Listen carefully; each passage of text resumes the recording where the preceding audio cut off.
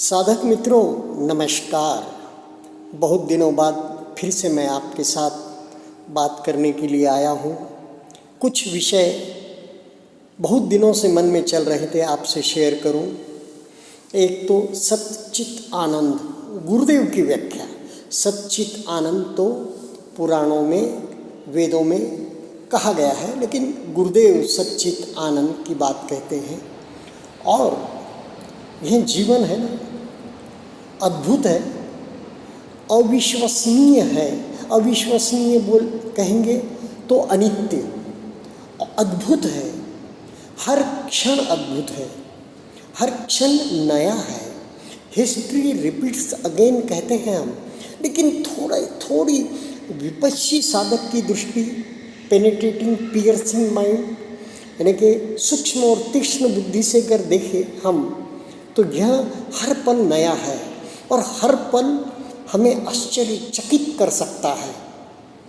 यह बात मैं इसलिए कह रहा हूँ कि गुरुदेव जब विशेष 10 दिवसीय शिविर चल रहा था, तब 2-3 बार उन्होंने यह कहा कि दीर्घ शिविर में भी कुछ साधक आते हैं, आना ही चाहिए, होता है वैसा, किसी से भी हो सकता है, मेरे से भी हो सकता है। तो वे कहते हैं कि बार बार क्या संवेदनाओं को देखे, बार बार क्या सांस को देखे, तब यह बात उन्हें समझानी होती है कि विपश्ची साधक का मन विघटन, विभाजन, तुलना नहीं, डरो मत। तुलना एक अलग चीज़ है। तुलना संज्ञा जब तक है ना, संज्ञा, नैव संज्ञा, वह ऊंची अवस्था है चतुर्थ ध्यान की, वह बात नहीं। जब और वो सगदागामी अनागामी अवस्था की बात है, वो नहीं। संज्ञा तो है तो फिर एक्सेप्ट करो। तुलना हुई तो हुई, यह तुलना मन कर रहा है, तो उसी क्षण आप वो तुलना का जो दुख है या तुलना के कारण जो विकार उत्पन्न होने वाला है, उससे आप बच जाएंगे, उससे आप विरत हो जाएंगे। तो इसलिए गुरुदेव जब कहते हैं कि हर क्षण जो भी संवेदना मिल रही है, जो भी संवेदना आपको मिलेगी, तो बिल्कुल उसका स्वागत करना चाहिए, उसे अनदेखी नहीं करना चाहिए, यानी कि उसे बहुत पूरा महत्व देना चाहिए। उसी प्रकार देखिए, मन में आपके कुछ न कुछ खटपट विचार द्वितीय ध्यान में प्रवेश होने तक चलते रहते हैं। संकल्प विकल्प शुद्ध हो, धम्म ध्यान हो, ठीक है, लेकिन कुछ न कुछ दूर बैकग्राउंड में चलते रहते हैं। चलने दो, उससे भी कोई विरोध नहीं है। सिर्फ बात यह है स्वीकार भाव, एक्सेप्टेंस, कि जब भी ऐसा कुछ घटे उसका हमें स्वीकार करने आना चाहिए। गुरुदेव इसके लिए क्या उदाहरण देते हैं? घर में चोर आया, मालिक खांसा या बत्ती जल रही है, चोर भाग जाएगा। बस यही बात सत्य है विकारों के बारे में। विकार कैसे आते हैं? कोई न कोई घटना लेकर ही उभरते हैं, कोई न कोई पूर्व की स्मृति लेकर उसी टाइप की, उसी लड़ी में उसी टाइप की स्मृतियाँ लेकर ही विकार उखड़ते हैं। शरीर का हर अंग नहीं, सेल जिसे कहते हैं, छोटे से छोटा शरीर का हिस्सा स्मृतियाँ भरी हुई है। हर एक में ऐसा लगता है, जहाँ जहाँ मन जाता है वहाँ की संवेदना देखता है, जैसे संवेदना उस जगह की कुंजी है, उस जगह की है। जैसे ही संवेदना देखी, तटस्थ भाव से देखी, उसी समय वहाँ के विकार, वहाँ के स्मृतियाँ दबी हुई उठकर बाहर आते हैं। और जैसे जैसे उसे हम तटस्थता से देखते हैं, एट ए टाइम अनेकों हजारों लड़ियों के साथ वो आती है। और तटस्थता से देखें तो शायद निर्जरा हो या ना हो, लेकिन उनका जो सघनता है, उनका घनत्व पिघल जाता है, घनत्व छिन्न भिन्न हो जाता है। जब हम सच्चित आनंद की बात करते हैं, सत्य जो घट रहा है, कभी भी विपश्यना ध्यान साधना कल्पनाओं के सहारे ध्यान करने के लिए नहीं कहती। चाहे हम नवशिवतिक पब्बन जैसा अयोनिसो मनसिकार पब्बन में जाकर हम शरीर के अंदर के कभी कभी ढांचा दिखने लगता है। शरीर के अंदर की गंदगी समझो, शरीर के अंदर जो है वो बाहर भी प्रक्षेपित होने लगता है। धातु मनसिकार पब्बम, ऐसे इसमें शरीर में पृथ्वी धातु का जड़त्व ऐसा होता है। तो भी यह जो होता है कल्पनाओं के सहारे नहीं, कल्पना जहाँ भी की, कल्पना जहाँ भी सहारा लिया, यथार्थ नहीं है, तथागत नहीं है वो। तो कल्पनाओं का सहारा लेते ही क्या हो जाता है, संज्ञा पुष्ट होती है। हमें संज्ञा को क्षीण करना है। संज्ञा नैव संज्ञा, धीरे धीरे संज्ञा क्षीण होती जाती है, तटस्थ भाव पकते जाता है, संज्ञा क्षीण होती जाती है। तो बात हम कर रहे थे कि फिर सिर्फ हम इसकी बात क्यों करें, जीवन भी इतना अद्भुत है, हर क्षण अपने आप में नया है, अलग बातें लेके आया है। तो जीवन का स्वीकार भी साधक बिल्कुल एक आश्चर्य भाव से और गदगद होकर करेगा, और उसमें बुरा या भले का लेबल नहीं लगाएगा साधक। तो वैसे ही जब बैठेगा ध्यान के लिए तो तटस्थता से, सांस भी देख रहे तो कितने प्रकार की सांस चलती है, जरा गंभीर होकर सांसों का ही आप निरीक्षण करें तो पता चले कि कैसे जैसे निरीक्षण शुरू हुआ सांसों का बिल्कुल तटस्थता से, बिल्कुल लक्ष्यपूर्वक, तो सांसें भी कैसी धीमी गति और धीमी गति, जैसे केवल कुंभक लग गया है, सांस रुक गई है, फिर भी और गंभीरता से देखें तो सांस क्षीण, सांस बिल्कुल सांस की डोर क्षीणता से चल रही है और यू टर्न जगह की जगह पे यू टर्न ले रही है। इस प्रकार वैसे ही संवेदनाओं की बात है।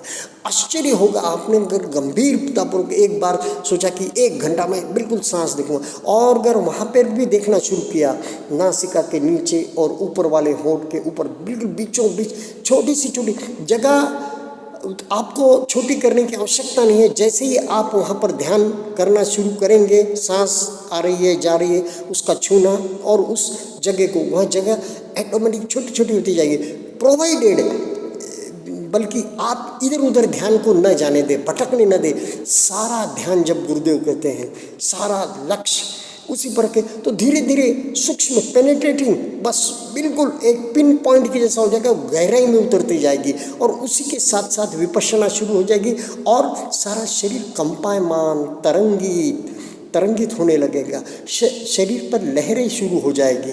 हो सकता है अनेक जगह ब्लॉकेज हो, अनेक जगह यानी कि ब्लॉकेज यानी कि अनेक जगह अवरुद्ध हो या बेहोशी हो, लेकिन एक तरंग, जैसे किसी पॉन्ड में एक पत्थर डाल दिया, स्विमिंग टैंक के बीचों बीच एक पत्थर मारा है, कोई छोटा कंकर फेंक दिया है, तो तरंग जैसी सारा स्विमिंग टैंक का जो बाहरी किनारा है उसको छूती है, किसी भी टैंक का, तो उस प्रकार शरीर में तरंग ही तरंग चालू हो जाएगी।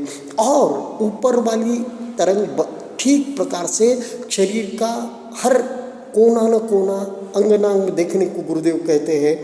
ऐसा करने से क्या हो जाता है, ऐसा करने से जो छोटी छोटी स्मृतियों के साथ विकार आने हैं, अरे कि जिसे हम फेस कर सकते हैं, अभी हम जो बिल्कुल उदयमान क्रियमान कर्म है, बस अब ये कर्म इन्हें हम तोड़ नहीं सकते, बस उन्हें हम वेदनाओं के सहारे देखकर वह क्षीण हो जाएंगे, चाहे निर्जरित हो जाएंगे या क्षीण हो जाएंगे।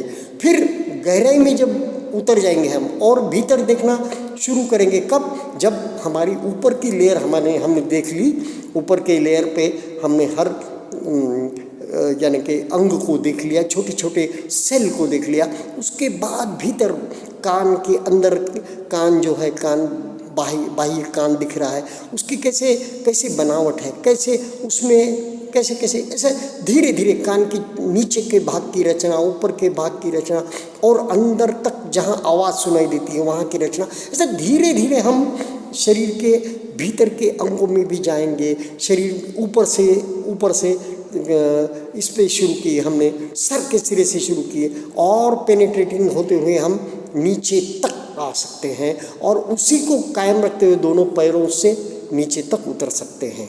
और कई बार यह भी करना चाहिए, मैंने कहा है ना, सांस लेते हुए ऊपर तक देख लिए, पैरों के दोनों पैरों के अंगूठों से लगाकर सिर के सिरे तक देख लिए, बैठी हुई पोजीशन है हमारी, पालथी मार कर बैठे। फिर ऊपर से सांस छोड़ते ऊपर से नीचे तक चले गए, 2-4 सांसें ऐसा उपक्रम करना चाहिए, क्योंकि सिक्खति में इस प्रकार होगा आपका। तो सब काय पटी संवेदी करना है, तो ऐसा सिक्खति भी करना चाहिए 2-4 बार। भले ऊपर ऊपर से होगा नहीं होगा उससे कोई चिंता नहीं, बस हमारा काम है करते जाना, कभी बोर नहीं होना। कभी भी घटना घट सकती है। घटना कौन सी घटना? साक्षात्कार की घटना, सत्य की घटना, या जो आप सोच रहे हैं कि ऐसी संवेदना वैसी संवेदना, कुछ आपने सुना है, बस वैसी घटना कभी भी घट सकती है। भंग अवस्था कभी भी मिल सकती है, यह नहीं कह सकते ऊपर ऊपर की मिलेंगी। धारा प्रवाह, प्रसिद्धि या प्रीति प्रमोद कभी भी घट सकता है, या शून्य अवस्था, ध्यान लग गया है और मन बिल्कुल विचार से शून्य हो गया है, सांस रुक गई है, ऐसी अवस्था कभी भी आ सकती है। उसका आप कह नहीं सकते ये मन के खेल, अभी उपद्रव आया और अभी यह अवस्था आ गई। वैसे ही मैं कहता हूँ, जब मित्र मिलते हैं, दूसरे साधक या आचार्य पूछते हैं कैसा रहा शिविर, तो मंगल मैत्री हो चुकी है, तो मंगल मैत्री के दिन तो बहुत मन बिल्कुल प्रीति प्रमोद से भरा होता है, बिल्कुल खुशियों से भरा होता है। क्या क्या खुशियाँ, किस चीज़ की खुशी? कि मैंने 10 दिन मौन कर लिया, मैंने 10 दिन आत्म संयमन कर लिया, मैंने 10 दिन का शील पालन किया, मैंने 10 दिन सवेरे ब्रह्म मुहूर्त में 4 बजे जागरण किया, मैंने 10 दिन मेरे शरीर को काबू में रखा, मेरे मन को काबू में रखा, मैंने 10 दिन तक विकाल भोजना किया। क्या क्या नहीं किया 10 दिन के तप में। तो उस तप के कारण, उस तप की जो उद्यापन की या ये यज्ञ की खुशी होती है, गुरुदेव कहते हैं ना, ये विपश्यना का यज्ञ वह पूरा किया, उसकी धर्म यज्ञ पूरा किया, उसकी खुशी होती है। और तब क्या होता है, जितना आपका कोर्स में जितने तूफान आए होंगे उतना कोर्स अच्छा हो गया, ऐसा कुछ आचार्य या सीनियर साधक कहते हैं।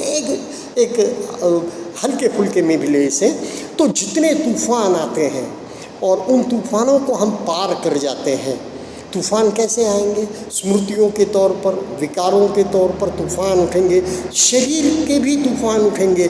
कभी बुखार आ जाएगा, कभी सर्दी लग जाएगी, कभी कोई अंग ज़्यादा दुखने लगेगा, कभी और कुछ होगा। इस प्रकार शरीर के, मन के विकारों को हम, मन के जो उलझने हैं, मन के तूफान हैं, शरीर के तूफान, इनको पार करके जब हम बाहर आते हैं तब बहुत ज़्यादा खुशी होती है। और मैं तो सही कहूँ, मुझे जब स्मृतियों से जाकर विकारों में, और जब वो तूफान नहीं खड़े होते, घनत्व लिए, बहुत बवंडर लिए, तब तक बड़ा मज़ा ही नहीं आता है। अरे 2 दिन बीत गए, 3 दिन बीत गए, कोई तूफान नहीं आया। अरे तूफान कुछ आए तो फिर अरे भाई ऐसा नहीं करना चाहिए, तूफानों का आह्वान नहीं करना चाहिए, गुरुदेव ने कहा। लेकिन अभी मैं पका हुआ साधक तो हूँ नहीं, मगर जब तक यह नहीं होता, और वह तो कब आएगा, आनापान देते ही शुरू हो जाता है कभी कभी तूफान आना, उखड़ जाता हूँ। और कभी कभी तो विपश्यना लेने के बाद भी 4-5वां दिन लगता है, लेकिन दूसरे तीसरे दिन से कोई न कोई विकार, शरीर में तकलीफ ये आना शुरू हो जाता है, इन्हीं तूफान कहते हैं। और जब ऐसे तूफानों से हम बाहर आते हैं, तो इससे बड़े तूफानों को हम फेस करने के रियल लाइफ में भी, सामान्य जीवन में भी हम एक क्षमता रखते हैं। तब हम तटस्थ होकर, संप्रज्ञानी होकर उस अवस्था को समतापूर्वक हम देख सकते हैं, उस अवस्था को जीत सकते हैं, उस अवस्था को हम हमारे फेवर में, अब वो करने की आवश्यकता नहीं है, लेकिन उसका भी, उस अवस्था का भी, अनफेवरेबल अवस्था का भी लाभ उठा सकते हैं। और कभी कभी तो ये कहते हैं ना कि घाटे में भी फायदा, कि यानी कि जैसा है ना, एक कोई संवेदना दुखद चल रही है, लेकिन अंदर से कोई सुखद प्रवाह, एक सुखद लकीर चल रही है, उसे भी ध्यान में लाना चाहिए। तो इस प्रकार, तो ये बातें मैं बहुत दिनों से आपसे शेयर करना चाहता था कि सच्चित आनंद। फिर गुरुदेव क्या कहते हैं कि हर हर हर एक संवेदना का स्वागत करो। वैसे ही चित्त पर भी कुछ होते रहता है। जब जब शरीर पर हो रहा है, चित्त पर भी हो रहा है, तो चित्त पर भी अनेक बार हमें ऐसा लगता है कि भाई वाह, बहुत अच्छा राग उत्पन्न होने लगता है। तो सिर्फ जानना है कि अभी मेरा चित्त राग युक्त है, प्रीति युक्त है, और अभी मेरा चित्त में द्वेष युक्त है। बस देखो, उसे जानो। जानना महत्वपूर्ण है, प्रतिक्रिया न करना महत्वपूर्ण है। समता, एक तो हमारा मन बिल्कुल तीक्ष्ण सूक्ष्म हो जाए और फिर समता रहे, उपेक्षा, संप्रज्ञान और समता, तटस्थ